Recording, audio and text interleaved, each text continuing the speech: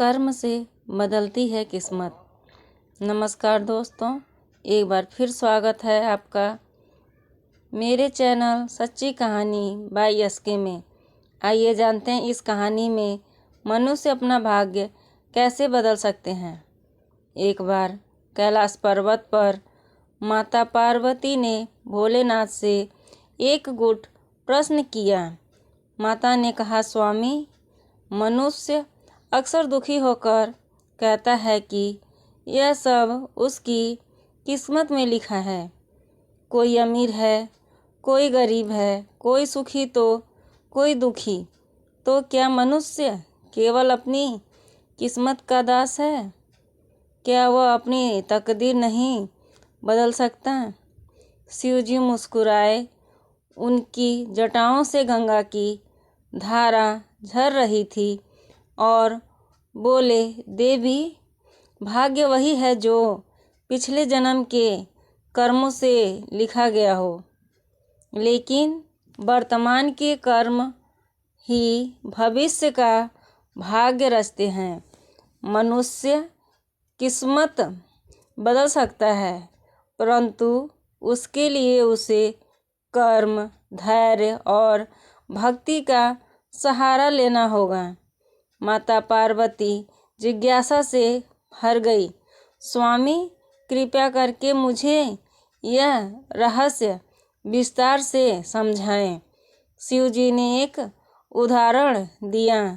मान लो किसी के भाग्य में लिखा है कि उसे जंगल में फल मिलेगा।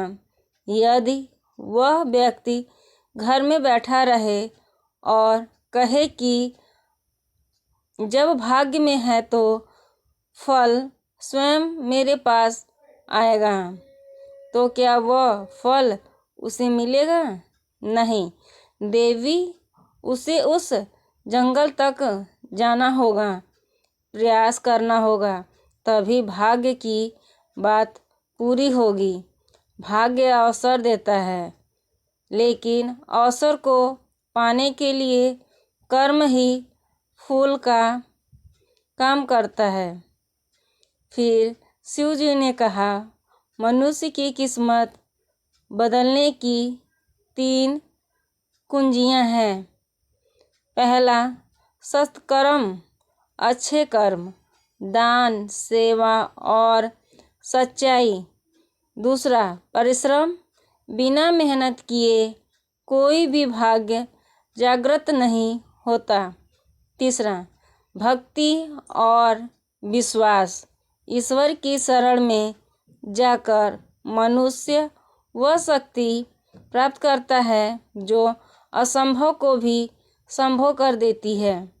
माता पार्वती ने पूछा, तो क्या कठिन परिश्रम करने से भी सब कुछ बदल जाता है? शिवजी ने उत्तर दिया, हाँ देवी, परिश्रम और भक्ति मिलकर चमत्कार करते हैं। नदी की धारा यदि पर्वत से टकराती है तो वह या तो रास्ता बदल लेती है या धीरे धीरे पर्वत को काट देती है।